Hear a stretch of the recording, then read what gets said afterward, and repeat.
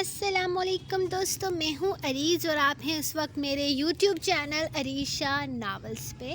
جیسا کہ میں نے آپ سے وعدہ کیا تھا کہ میں آپ کو اپنی ای بک ناولز بہت جلد یوٹیوب پر دے دوں گی تاکہ آپ لوگوں کو جگہ جگہ میرے ای بکس کے لیے نہ جانا پڑے۔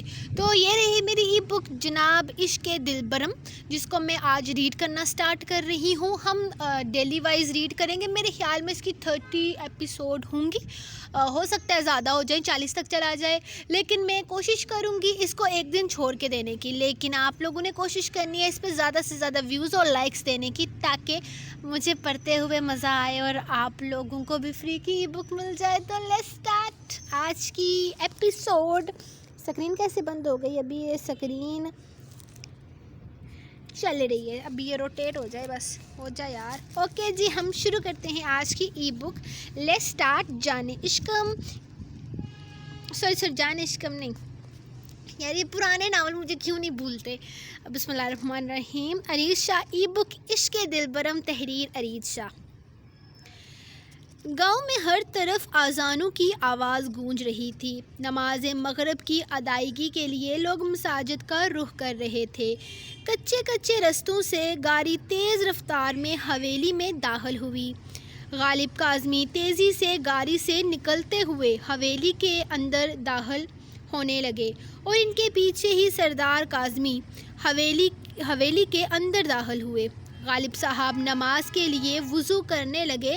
سردار صاحب بھی ان کی پیروی کرتے ہوئے نماز کی نیت میں مگن ہو گئے۔ یہ ان دونوں بھائیوں کی بچپن کی عادت تھی۔ وہ ہمیشہ ایک ساتھ نماز پڑھتے تھے، چاہے وہ کتنے ہی مصروف کیوں نہ ہوں، نماز اکٹھے ہی ادا کرتے تھے۔ زندگی میں اتنی تلخیاں آ جانے کے باوجود بھی شاید یہی وہ ایک چیز تھی جس نے ان دونوں کو جوڑے رکھا تھا۔ یعقوب صاحب کو خبر مل ہی گئی کہ ان کے دونوں بیٹے گھر آ چکے ہیں۔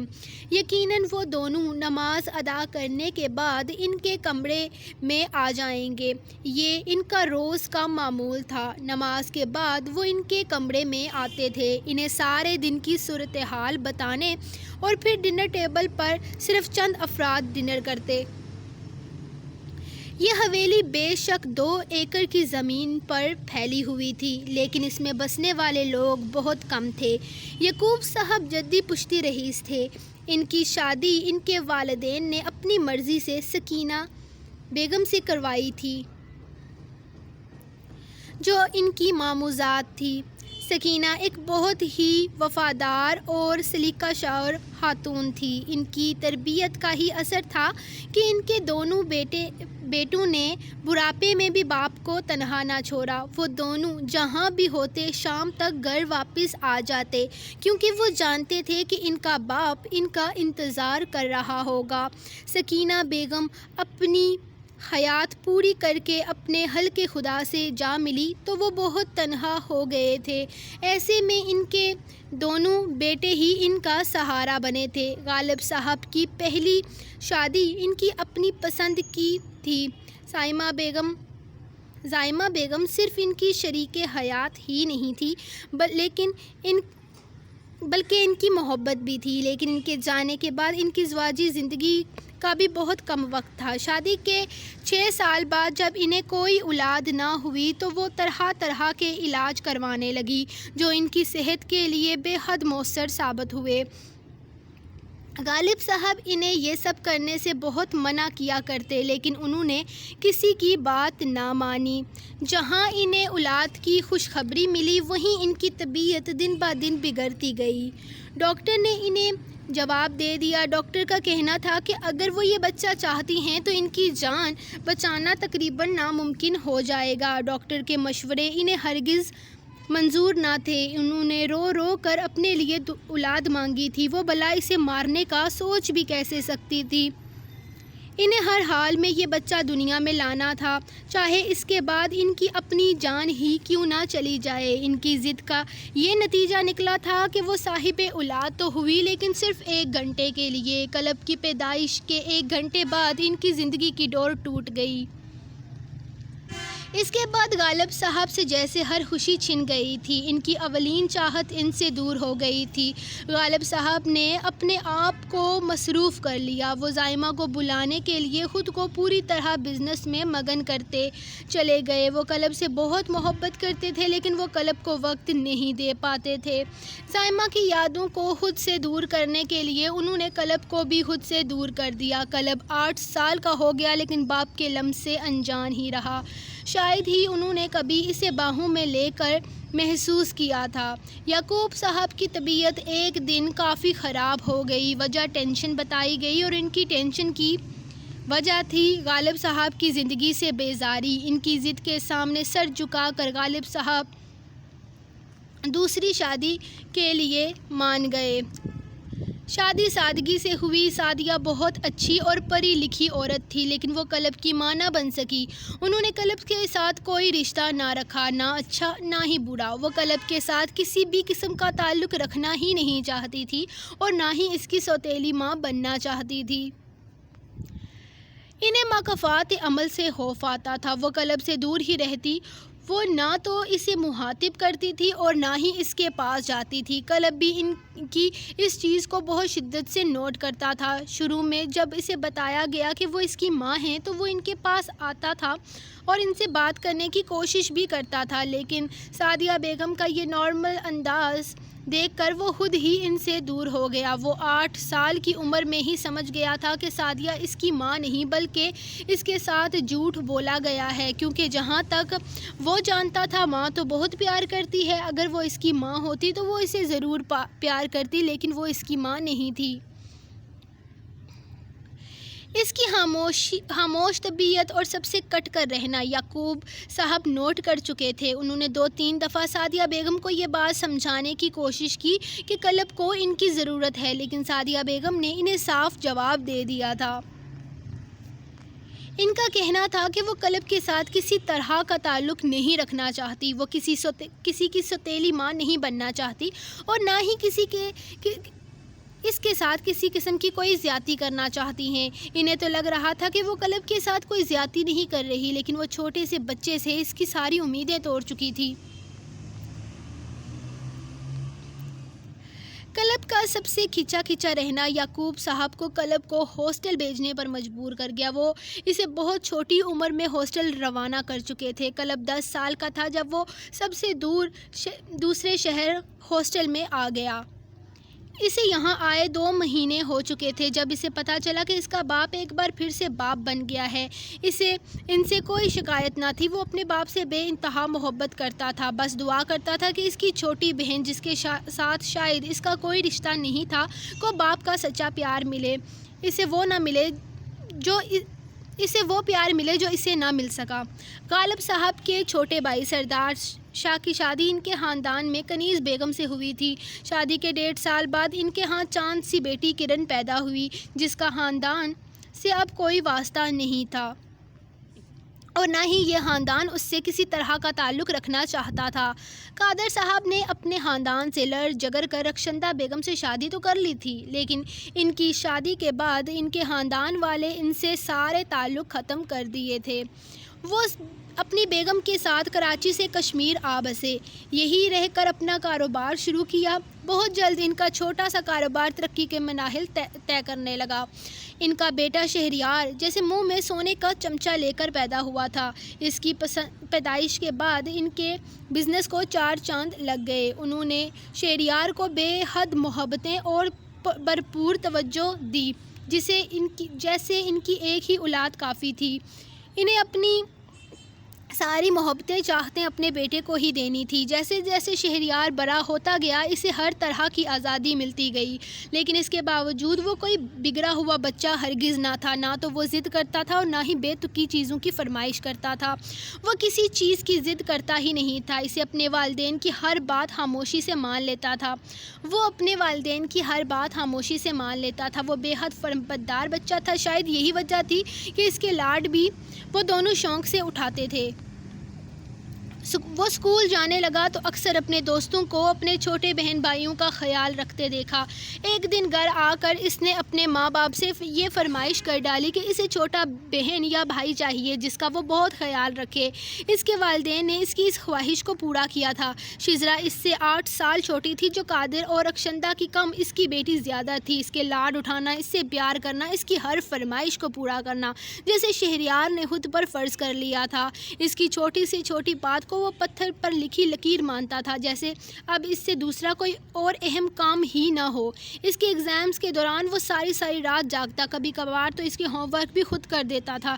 اس کی کوئی ضد وہ اگنور کر ہی نہیں سکتا تھا۔ اس کی زندگی میں شزرا سے اہم اور کچھ بھی نہیں تھا، خاص کر بابا کے جانے کے بعد تو اس کے لیے وہ اور بھی زیادہ عزیز ہو گئی۔ وہ 21 برس کا تھا جب اچانک بابا کو ہارٹ اٹیک ہوا، اور وہ رات ان کی زندگی کی آخری رات ثابت ہوئی۔ وہ چھوٹا سا ناسمجھ بچہ ہرگز نہیں تھا، وہ سمجھ چکا تھا کہ اس کی ماں اور اس کی بہن کو اس کی ضرورت ہے۔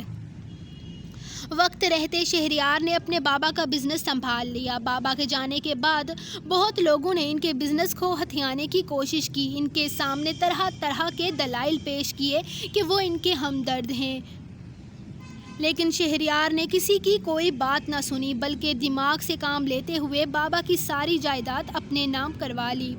وہ خود ہی سارے نظام سنبھالنے لگا۔ یہ سب اس کے لیے بے حد مشکل تھا، لیکن اس نے ہمت نہیں ہاری۔ اس نے اپنی ماں اور بہن کا سہارا بننا تھا، اور وہ بنا بھی۔ آج وہ ایک کامیاب بزنس مین تھا۔ قادر صاحب نے جس بزنس کو 21 سال میں کھڑا کیا تھا، شہریار نے محض 5 سالوں میں اسے ڈبل کر کے دکھایا تھا۔ وہ بہت محنتی تھا، اور یہ بزنس اس کی محنت کا منہ بولتا ثبوت تھا۔ وہ ایک بہت ایماندار قسم کا انسان تھا۔ وہ اپنے کام میں کسی طرح کی بے ایمانی برداشت نہیں کر سکتا تھا۔ وہ اپنے بزنس کی دنیا میں بے حد بزی ہونے کے باوجود بھی اپنی فیملی کے لیے وقت نکال لیتا تھا۔ یہی وجہ تھی کہ آج کا رخشندہ بیگم اس کے لیے اچھے رشتے دیکھ رہی تھی۔ جب رخشندہ بیگم کو اس کی شادی کی فکر لاحق ہوئی تو اس نے 2 سال کا وقت مانگا، جو اب مکمل ہو چکا تھا۔ اسی لیے اب رخشندہ بیگم کا سارا دھیان اس کی شادی کی جانب تھا، اور یہ بات اس کے کان سے بھی نکل چکی تھی کہ وہ جلدی ہی دلہا بنانے والی ہیں۔ پہلے تو اس نے بہت کوشش کی ٹال مٹول کرنے کی، لیکن بعد میں کہہ دیا کہ جو لڑکی اس کی لاڈلی کو پسند آئے گی وہی اس کی پسند ہوگی۔ جس کے بعد شزرا بھی اسی کام میں مصروف ہو چکی تھی۔ وہ بھی اپنی ماں کے ساتھ ساتھ ہر جگہ جاتی جہاں اچھے رشتے کی امید ہوتی۔ اب تک اسے اپنے بھائی کے معیار کے مطابق کوئی لڑکی پسند نہ آئی تھی۔ رخشندہ بیگم نے تو تنگ آ کر کہا تھا کہ اب تم اپنے بھائی کی پسند کی لڑکی آرڈر پر تیار کروانا، جیسی لڑکی تم ڈھونڈ رہی ہو ویسی اس دنیا میں کہیں نہیں پائی جاتی۔ اور ان دونوں کی روز بحث کو شہریار بہت انجوائے کر رہا تھا۔ وہ کافی ریلیکس بھی تھا، کیونکہ وہ جانتا تھا کہ شزرا کو کوئی بھی چیز آسانی سے پسند نہیں آتی، اور شزرا کی پسند کے حساب سے اس کی شادی جلدی ہونے کے کوئی چانسز نہیں تھے۔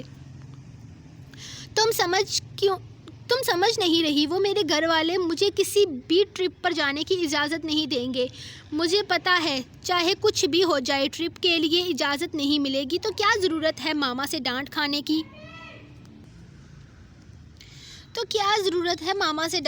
کی؟ اسی لیے میں نہیں پوچھ رہی کسی سے بھی۔ اس بار وہ انکار کرتے ہوئے بولی تو شزرا کا منہ بن گیا۔ ارے یار، ایک بار پوچھنے میں کیا حرج ہے یار، دونوں چلیں گے، بہت مزہ آئے گا۔ شزرا منتیں کرنے لگی۔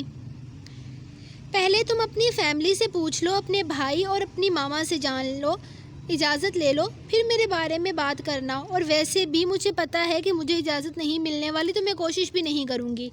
تمہیں نہیں پتا، ماما بہت ڈانٹیں گی مجھے، اسمارا نے انکار کرتے ہوئے کہا۔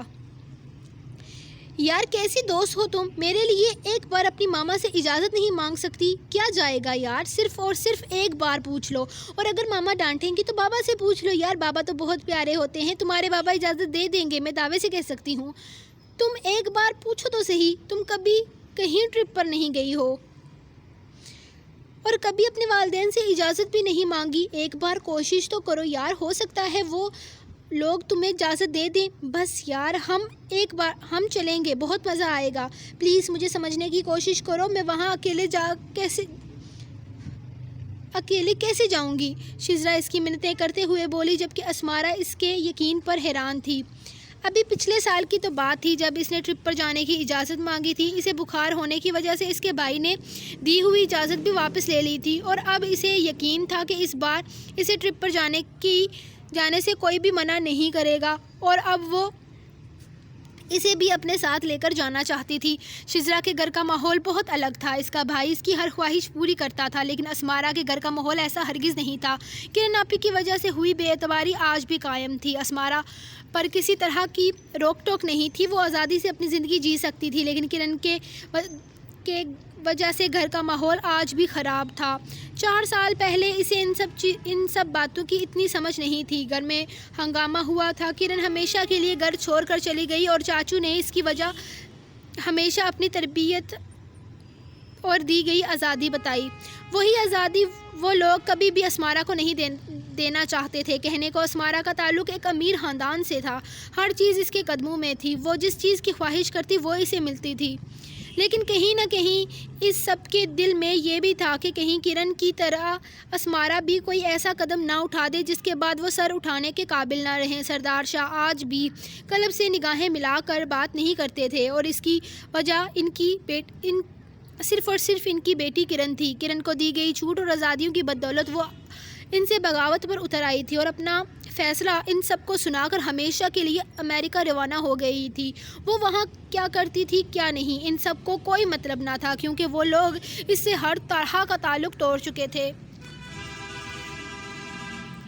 کرن تو جیسے ان کی بیٹی ہی نہیں تھی. اب تو حویلی میں کرن کا نام تک لینا بھی گناہ سمجھا جاتا تھا. اس کے بار بار سوال کرنے پر اسے بس اتنا ہی بتایا گیا کہ جو غلطی کرن نے کی ہے وہ تم مت کرنا. کرن کو آزادی چاہیے تھی. ماں کی پابندیاں، باپ کا ڈر، خاندان کا رعب، ان سب چیزوں سے آزادی چاہتی تھی اور اسے آزادی دے دی گئی. اس کی ماں بس یہی کہتی تھی کہ تم ناجائز فرمائشیں مت کرنا، آزادی کا خیال اپنے دماغ میں مت لانا. یہ مرد کا معاشرہ ہے یہاں ایک عورت کو سر اٹھا کر چلنے کے لیے بھی ایک مرد کی ضرورت ہوتی ہے. یہاں تک کہ دوسرے مردوں کی غلیظ نظروں سے بچنے کے لیے بھی ایک مرد کی ضرورت ہوتی ہے، چاہے وہ مرد کسی بھی روپ میں کیوں نہ ہو. باپ، بھائی، شوہر عورت کو تحفظ فراہم کرتا ہے. کرن کو کوئی تحفظ نہیں چاہیے تھا. وہ ایکٹنگ کرنا چاہتی تھی، ماڈل بننا چاہتی تھی. ان سب لوگوں نے اسے بہت سمجھایا کہ یہ دنیا جتنی رنگین ہے اندر سے اتنی ہی سیاہ ہے لیکن اس نے کسی کی کوئی بات نہیں مانی اور لوگوں سے ہر طرح کا تعلق ختم کر کے ہمیشہ کے لیے امریکہ چلی گئی. وہاں جانے کے بعد اس کی زندگی کیا تھی کوئی نہیں جانتا تھا کیونکہ اس کے بارے میں بات کرنا بھی اس گھر میں کسی کو پسند نہیں تھا. اس کا ذکر کلب کو تکلیف دیتا تھا. اس خاندان کا کوئی بھی شخص کلب کو تکلیف نہیں دینا چاہتا تھا. اسمارا اپنی زندگی بہت سکون سے گزار رہی تھی اور اپنے ماں باپ کو کوئی تکلیف نہیں دینا چاہتی تھی. ناجائز فرمائشیں تو ہرگز نہیں کرنا چاہتی تھی. اس کا یونیورسٹی میں ایڈمیشن لینا بھی بابا اور چاچا کی مرضی کے خلاف تھا. وہ تو کلب نے کہہ دیا کہ 4 جماعتیں پڑھے گی تبھی تو سر اٹھا کر جینے کے قابل بنے گی. آپ نے تو اس پر زندگی تنگ کر دی ہے. کلب کی سفارش پر اسے یونیورسٹی آنے کی اجازت تو مل گئی تھی لیکن یونیورسٹی کا ماحول اس کی ماں کو پریشان رکھتا تھا. اس نے یونیورسٹی میں ہونے والے ایک فنکشن میں حصہ لینے کے لیے ماں سے بات کی تو انہوں نے صاف انکار کر دیا. ان کا کہنا تھا کہ کرن کی فرمائشیں بھی ایسی چھوٹی چھوٹی باتوں پر ہی شروع ہوئی تھی اور آج وہ پورے خاندان سے بغاوت کر کے ان سب سے دور ہو کر الگ ہو کر بیٹھی ہے. خدا کے لیے اپنے دماغ سے یہ ساری باتیں نکال دو. تمہیں یہاں پر ہر چیز میسر تو ہے. ماں باپ تمہیں کسی چیز کی کمی نہیں ہونے دیتے تو ان کا دل دکھانے کے لیے ایسے راستے کیوں اختیار کر رہی ہو. ڈرامے پر پرفارم کرنا اس کا خواب ضرور تھا لیکن اس کی ماں کے الفاظ نے اس کے خواب کو توڑ دیا. اس کے بعد اس نے کبھی ان کے سامنے اس بات کا ذکر نہیں کیا. شزرا کو لگتا تھا کہ اس نے اپنے گھر میں ٹرپ کے بارے میں بات نہیں کی لیکن وہ تو باتوں باتوں میں اپنی ماں سے ٹرپ کی اجازت مانگ چکی تھی لیکن اس کی ماں نے صاف انکار کر دیا تھا. ان کا کہنا تھا کہ خبردار جو تم نے اپنے باپ دادا کے سامنے یہ بات کی ورنہ سوال وہ میری تربیت پہ اٹھائیں گے. میں سب کچھ برداشت کر سکتی ہوں. جو کنیز بیگم نے کہا. جوان بیٹی کی ذات پر جب سوال ہوتے ہیں تو سب سے پہلے سر ماں کا جھکتا ہے. وہ تو کئی دفعہ اس کے سامنے ہاتھ جوڑ چکی تھی کہ اسمارا میرا سر مت جھکنے دینا. وہ شزرا کو یہ نہیں کہہ سکتی تھی کہ اس کی ماں نے اسے صاف انکار کرتے ہوئے ایسے الفاظ کہے ہیں. اسی لیے اس نے شزرا سے کہا تھا کہ اس نے گھر میں بات کی ہی نہیں جس کے بعد اس کی منتیں کرنے لگی تھی. بہت کوشش کے بعد وہ اسے سمجھا نہیں پائی تھی کہ یہ سب کچھ اس کے لیے بہت مشکل ہے. اچھا ٹھیک ہے، آج میں تمہاری ماما سے اجازت مانگوں؟ ہو سکتا ہے کہ تمہاری امی تمہیں میرے ساتھ آنے کی اجازت دے دیں۔ وہ ہر حال میں اسے اپنے ساتھ لے جانے کی کوشش کر رہی تھی۔ اسمارا نے فوراً نفی میں سر ہلایا۔ بالکل نہیں، ایسا سوچنا بھی مت۔ خبردار، جو تم نے میرے گھر میں اس مقصد سے فون کیا، میں بتا تو رہی ہوں کہ اجازت نہیں ملے گی تو مطلب نہیں ملے گی۔ اب ان سب باتوں کو چھوڑو، چلو کلاس لینے چلتے ہیں۔ اگر بات ایک دن کی ہوتی تو میں کچھ نہ کچھ کر لیتی، لیکن یہ لوگ 3 دن کے لیے ٹرپ پر جا رہے ہیں۔ 3 دن کی اجازت ہرگز نہیں ملنے والی۔ میں اپنے گھر سے باہر نہیں نکلتی اور نہ ہی ماما مجھے باہر نکلنے دیتی ہیں۔ میں ان 3 دنوں میں اپنے اور تمہارے نوٹس تیار کر دوں گی، تم خوب انجوائے کرنا۔ وہ اچھی دوست کا فرض نبھاتے ہوئے بولی تو اب اسے بہلانے کی کوشش کر رہی تھی کیونکہ شزرا کا موڈ بے حد خراب ہو چکا تھا۔ شزرا یار بات تو کرو، ہو کیا گیا ہے؟ اتنی سی بات پر مجھ سے ناراض ہو گئی ہو؟ وہ اسے دیکھتے ہوئے بولی۔ شزرا کا منہ پھولا کر دوسری طرف دیکھنے لگی۔ یار ایسے تو نہیں کرو، کیا ہو گیا ہے؟ اب اتنی سی بات پر مجھ سے ناراض ہو کر بیٹھ گئی ہو؟ وہ اسے منانے کی کوشش کرنے لگی۔ نہیں محترمہ، آپ کو مجھے منانے کی ضرورت نہیں ہے۔ کیسی دوست ہو تم؟ میرے لیے اپنے والدین سے اجازت تک نہیں لے سکتی، اور وہاں ان فیشن ماڈلز کے ساتھ جا کر کیا کروں گی؟ ان لوگوں کو تو اپنی سیلفیوں سے ہی فرصت نہیں ہوگی۔ میرے ساتھ کون رہے گا؟ میرے ساتھ وقت کون گزارے گا؟ حق انجوائے کروں گی وہاں تمہارے بغیر۔ وہ اداسی سے بول رہی تھی۔ اسمارا کو اس کی حالت پر ترس آ رہا تھا، لیکن اس بار وہ اپنی اس پیاری سی دوست کے لیے کچھ نہیں کر سکتی تھی۔ سچ تو یہی تھا کہ اس کے دل میں بھی ٹرپ پر جانے کی خواہش تو تھی۔ وہ بھی دیکھنا چاہتی تھی ناران کاغان کے خوبصورت علاقے۔ ابھی تک تو وہ اپنی زندگی میں صرف اس طرف کبھی بھی نہیں گئی تھی، جبکہ شزرا 3 دفعہ اپنی فیملی کے ساتھ وہاں جا چکی تھی اور اسے بہت ساری تصویریں دکھاتی وہ وہاں کے خوبصورت نظاروں کے بارے میں بتا رہی تھی۔ اس کے دل میں بھی وہاں جانے کی خواہش تھی، لیکن وہ اپنی خواہش کا اظہار اپنے گھر والوں کے سامنے نہیں کر سکتی تھی۔ 4 سال پہلے اس کو ہر جگہ جانے کی اجازت تھی۔ وہ جس جگہ کا نام لیتی تھی وہاں جاتی تھی، اپنی مرضی سے آزادی سے زندگی گزارتی تھی۔ لیکن 4 سال پہلے وہ بھی کتنے ہی ٹرپ پر گئی۔ اسکول کے سارے ٹرپ میں اس نے کوئی ٹرپ مس نہیں کیا تھا۔ لیکن اب وقت بدل چکا تھا، اب زندگی تنگ ہو چکی تھی۔ ہر چیز میسر ہونے کے باوجود وہ اپنی مرضی سے کھل کر سانس نہیں لے سکتی تھی۔ اسے اکیلے شاپنگ پر جانے کی اجازت نہیں تھی۔ ڈرائیور پر بھی بھروسہ نہیں کیا جاتا تھا۔ اسے یونیورسٹی چھوڑنے کے لیے بابا آتے تھے اور واپسی پر کبھی چاچو تو کبھی بابا، تو کبھی کبھی تو ڈرائیور کے ساتھ ماما آتی تھی۔ ہر روز یونیورسٹی جانے سے پہلے ماما اسے ہدایت کرنا نہیں بھولتی کہ کسی لڑکے سے بات مت کرنا، اگر کسی بھی چیز کی ضرورت ہو تو گھر پہ آ کر بتانا۔ اس کے پاس اپنا موبائل فون تک نہیں تھا۔ اس کی کلاس کی لڑکیاں تو کئی بار اس کا مذاق اڑا چکی تھی کہ تم یونیورسٹی کے اسٹوڈنٹ ہو، تمہارے پاس ایک موبائل تک نہیں ہے۔ اس کے مقابلے میں شزرا ہر نیو ماڈل کا فون لیتی تھی، اس کی بے شمار تصویریں بناتی تھی۔ ایسا لگتا تھا کہ اس کی فیملی کو اس پر اعتبار ہی نہیں ہے۔ 2-3 بار تنگ آ کر اس نے اپنی ماں سے پوچھا تو وجہ کرن نکلی۔ کرن سب کچھ چھوڑ چھاڑ کر جا چکی تھی، لیکن اس کی زندگی مشکل بنا گئی تھی۔ وہ اپنے بابا کو کھل کر دیکھ نہیں سکتی تھی۔ اسے لگتا تھا کہ اس کے بابا کو اس پر بھروسہ نہیں ہے۔ اسے لگتا تھا کہ اس پر یقین نہیں کرتے، وہ اسے کرن کی طرح سمجھتے ہیں۔ اسے کبھی کبھی کرن پر ترس آتا تھا۔ کتنی خوبصورت تھی اس کی زندگی، یہاں پر اتنے خوبصورت محبت کرنے والے رشتے، ہر کوئی اسے اہمیت دیتا تھا۔ لیکن وہ ان سب کو چھوڑ کر چلی گئی کیونکہ اسے لگتا تھا کہ گھر کی 4 دیواری اس کے اندر اس کا کوئی فیوچر نہیں ہے۔ وہ اپنا فیوچر بنانا چاہتی ہے، وہ ایکٹنگ کرنا چاہتی ہے، وہی سب کچھ اس کی ساری زندگی، ساری دنیا ہے۔ سارا دن رات ماڈلنگ کے میگزین دیکھنا، ایسی زندگی کی خواہش اپنے دل میں پالنا۔ لوگ کہتے ہیں کہ شوبز میں اپنا نام بنانے کے لیے بہت ساری قربانیاں دینی پڑتی ہیں۔ کرن نے بھی بہت کچھ قربان کیا تھا، اپنا خاندان، اپنا گھر، اپنی محبت، اس سب کے لیے اس نے اپنی محبت چھوڑ دی تھی۔ ایک وقت تھا جب وہ کرن کو بابی کہا کرتی تھی اور کرن کیسے شرما جایا کرتی تھی کلب کے نام پر۔ بچپن کا نکاح کتنا خوبصورت رشتہ ہے۔ کلب کے تمام تر جذبات صرف اسی کے لیے تھے اور وہ بھی تو اسے بے پناہ چاہتی تھی، لیکن خواہشوں کی ڈور نے اس محبت کے دیے کو اس طرح سے بجھایا کہ اسے واپس جلانے کی امید بھی باقی نہ بچی۔ اس کے گھر میں کرن کا نام نفرت سے لیا جاتا تھا اور کرن کے جیسا کوئی بھی قدم اٹھا کر وہ اپنے گھر والوں کی نفرت کی وجہ نہیں بننا چاہتی تھی۔ اسے اپنے رشتے بے حد عزیز تھے، وہ اپنے رشتوں کو کھونا نہیں چاہتی تھی۔ کرن میں بہت ہمت تھی، وہ ہر چیز لڑ جگر کر اپنا سب کچھ چھوڑ چھاڑ کر اکیلی پرسکون زندگی گزار رہی تھی، لیکن اسمارا نہیں گزار سکتی تھی۔ اس میں اتنی ہمت نہیں تھی کہ کیونکہ وہ کرن کی طرح نہیں تھی۔ اس نے شزرا کو منانے کی بہت کوشش کی، لیکن وہ اس کی کسی بات کو سننے کو تیار ہی نہیں تھی۔ آخرکار ڈرائیور آیا تو وہ اس سے ناراض اپنے گھر چلی گئی۔ اسے اپنی یہ دوست بے حد عزیز تھی، وہ اسے زیادہ دیر روٹھا ہوا نہیں رکھ سکتی۔ کل سب لوگ ٹرپ پر جا رہے تھے اور جو لوگ ٹرپ پر نہیں جا رہے تھے انہیں 3 دن کی چھٹیاں تھیں، مطلب اس کی ناراضگی 3 دن تک چلنے والی تھی، اور اسمارا کی اتنی لمبی ناراضگی وہ افورڈ نہیں کر سکتی تھی۔ لیکن اب اس کے بس کچھ بھی نہیں تھا۔ اس کے جانے کے تھوڑی دیر بعد بابا اسے لینے کے لیے آ گئے تو وہ خاموشی سے ان کے ساتھ گاڑی میں آ کر بیٹھ گئی۔ اس کا چہرہ دیکھ وہ پریشان ہوئے تھے۔ کیا بات ہے بیٹا جی، آپ پریشان کیوں ہیں؟ کوئی مسئلہ ہے تو کوئی مسئلہ تو نہیں ہے، ہم نے سنا ہے کہ آپ کے کالج میں ٹرپ جا رہا ہے تو آپ گھر پر ہی رہیں گی؟ وہ اسے دیکھتے ہوئے سوال کرنے لگے تو اس نے صرف ہاں میں سر ہلایا۔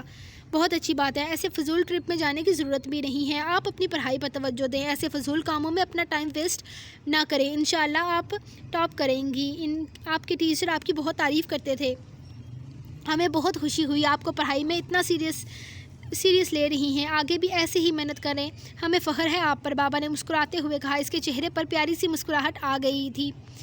کتنے پیارے تھے اس کے بابا، اس کے باپ کو فخر تھا اس پر۔ اس کی نظروں میں یہ ٹرپ، یہ سب کچھ فضول تھا۔ اس نے سوچا تھا کہ آج گھر جاتے ہوئے وہ بابا سے ایک بار بات کرنے کی کوشش کرے گی، لیکن بابا کے الفاظ نے اسے کچھ بھی بولنے نہ دیا۔ راستہ خاموشی سے کٹ گیا، اب کسی سے کوئی بات نہیں کرنی تھی۔ بابا کی نظر میں یہ سب کچھ فضول تھا تو شاید یہ فضول ہی تھا، لیکن پڑھائی کی اتنی ساری ٹینشن میں اگر امتحان سے پہلے وہ اپنے دوستوں کے ساتھ تھوڑا انجوائے کر لیتی تو اس میں غلط تو کچھ نہیں تھا، لیکن یہ ساری باتیں وہ صرف خود سے کہہ سکتی تھی، بابا کے سامنے کچھ بھی کہنے کی ہمت تو کبھی آئی ہی نہیں تھی۔ ماما اسے کچھ بھی کہنے سے پہلے ہی منع کر دیتی تھی، اور کلب سے تو ہفتہ بات ہی نہیں ہوتی تھی، اگر بات ہوتی تو سلام دعا تک۔ وہ گھر آتا، اگر وہ باہر ہوتی تو اسے پانی دے دیتی، جسے لے کر وہ شکریہ ادا کرتا، اور بھائی کے ان چند الفاظ پر وہ خوش ہو جاتی۔ شزرا اسے اپنے بھائی کے بارے میں بتاتی رہتی تھی، جو اس سے بے پناہ محبت کرتا تھا، ہمیشہ اس کا خیال رکھتا تھا، ہر روز اسے آئس کریم پارلر لے کر جاتا تھا، اسے اپنے ساتھ رکھتا تھا، بے حد مصروف ہونے کے باوجود بھی اس کے لیے ٹائم نکالتا تھا۔ شزرا کہتی تھی کہ اس کا بھائی اس کا بیسٹ فرینڈ ہے، کاش وہ بھی یہ الفاظ کہہ پاتی، وہ کبھی بھی نہیں کہہ پائی تھی، کیونکہ اس کے بھائی اور شزرا کے بھائی میں زمین آسمان کا فرق تھا۔ اس کا بھائی سوتیلا تھا، اور سگے اور سوتیلے میں کیا فرق ہوتا ہے یہ تو وہ نہیں جانتی، لیکن اس کی ماں کہتی تھی کہ کلب تمہارا سوتیلا بھائی ہے، سگا نہیں، اور وہ خاموش ہو جاتی تھی۔ 50 پیجز آج پڑھ لیے، میرے منہ میں وہ پتہ نہیں کیا ہو رہا ہے۔ اوکے، بس اب میں مزید نہیں پڑھ سکتی، تو اوکے جی، یہ رہی آج کی ایپیسوڈ۔ تو آپ اس پر بہت سارے ویوز دیں، بہت سارے لائک دیں، بہت سارے ریویو دیں، تاکہ میں جلدی سے جلدی اس کا نیکسٹ ایپیسوڈ ریکارڈ کروں، اور آپ کو ملے گا اس کا ایپیسوڈ نمبر 2 جب آپ لوگ اچھے سے لائک دو گے، تب ملے گا۔ تو ملتے ہیں نیکسٹ ایپیسوڈ کے ساتھ، تب تک کے لیے اپنی رائٹر کو دیں اجازت، دعا میں یاد رکھیں، اللہ حافظ۔